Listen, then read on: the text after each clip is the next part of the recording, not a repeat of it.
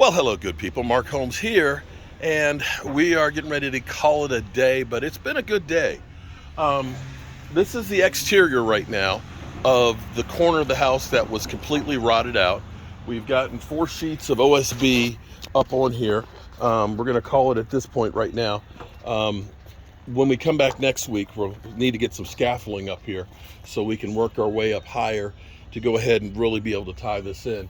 We made some changes from what was originally there in the bathroom, and we'll go inside and take a look. But you can see the corner, we're going up. We're either going to have to do this on ladders, which I'm not crazy about, or get scaffolding here where we can go ahead and scaffold the next layer up in here. But this is definitely sealing up the house a lot better than where it was. And let's go inside and take a look.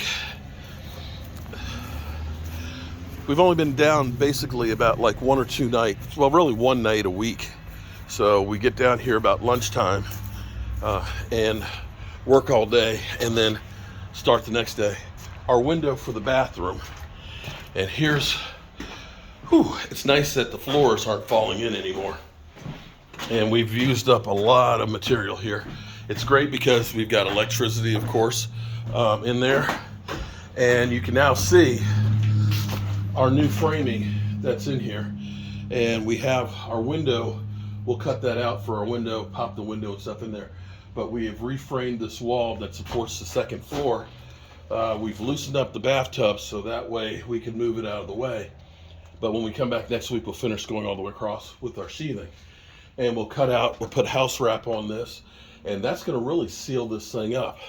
So that's a major accomplishment in itself. And I must say, I tell you what, I am actually very, very impressed because, here, let me set you guys here and I'll tell you why.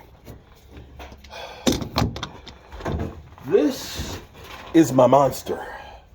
This is my 60 volt heavy duty 60 volt Sawzall. Love it. It's got the light and everything else.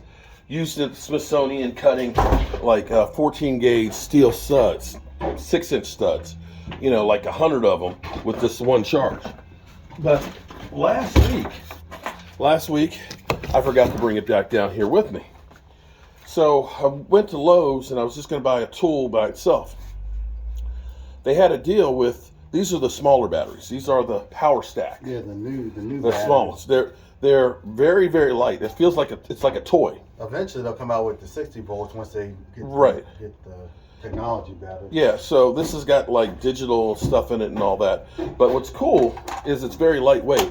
And so I bought this baby Sawzall. Weight-wise, this one is like twice the weight. This one is actually very light. But I'm amazed that I've been using this, cutting a lot of this old wooden stuff with it, and it's actually got quite a bit of power with it. So now at least I have one I can leave down here, the heavy duty one, and I have a smaller one when I need to for at home. And see, this definitely doesn't get you the muscles. See, my other one got me this. This one is just kind of like the lightweight. You know, when you get the 5-pound bars versus the 20-pound ones, that's what this one's like. But it's definitely worthwhile. And I will say one thing else too.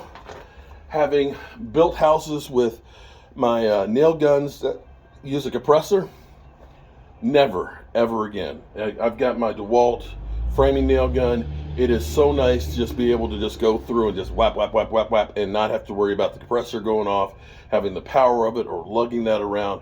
It's definitely worthwhile. All right, so that's where we are here inside right now. And let me show you what else is going on. Framing wise, that's really about all we've done in here, but that's been quite a bit. We've probably gone through, I don't know, about 25, 30 studs getting that together. But upstairs, we have now secured the floor up here. And check this out. Whew. I want to show you the ceiling. Check it out.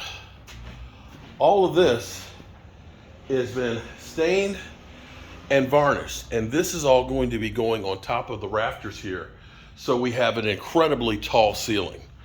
I love all of these old beams. We're gonna go through and take off this little slat piece that somebody put in here, pull out all the nails, but I want that to be revealed. And in fact, while I'm here, I'm curious to see how tall this actually is to the top of the ceiling. It is about 9'6". So that's actually going to be, for an old house like this, nice to have the ceiling, excuse me, that tall. But you see, we're using the scaffold here as a drying rack for even more of those. So they've got a coat of varnish on there, so that way it'll be easy to keep them dusted out and so on. It's nice that the floors are no longer bouncing. And this is where we were working down below. And you can see, check that out. Check that out. Dead on level. And it is solid. Now, next week when we come down, we're going to start working on framing up, because we're going to end up building a curb here, because this will end up being a shower. This is going to be a small bathroom, but it'll be a shower curb right here.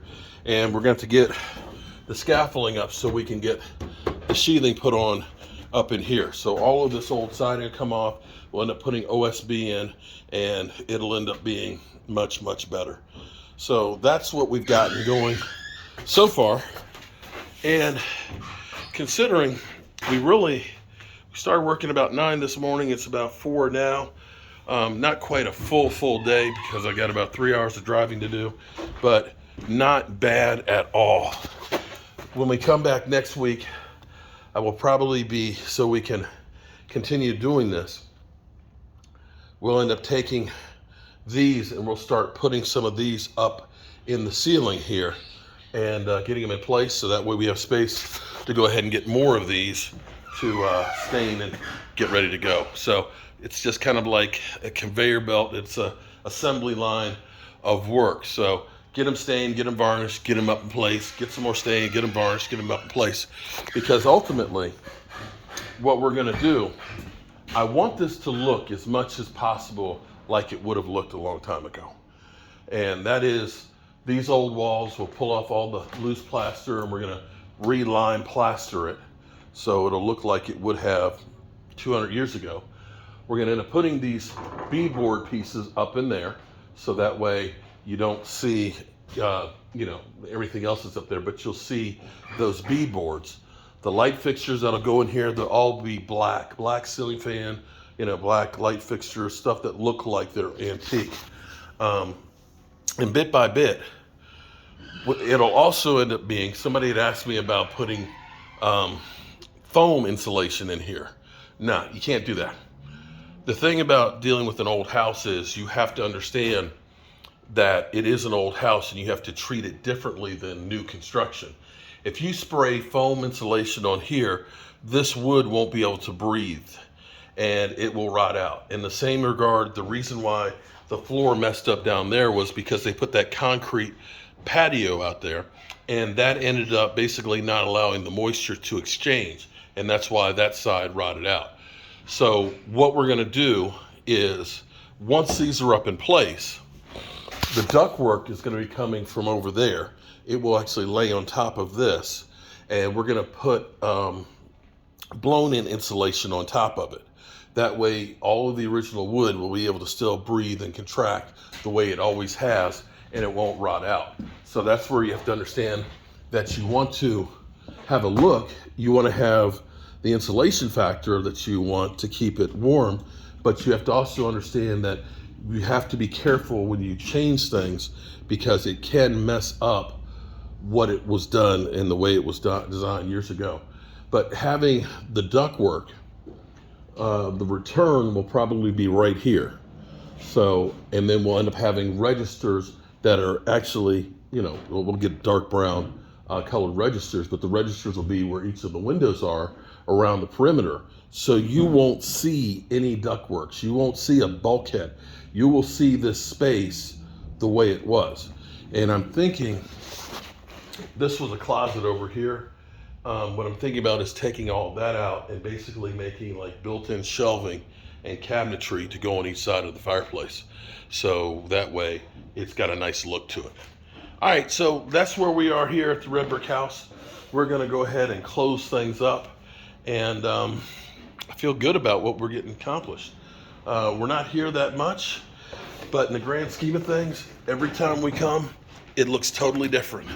I'm Mark Holmes, and if you like what we're doing here, definitely subscribe to the channel, and we'll see you soon. Peace.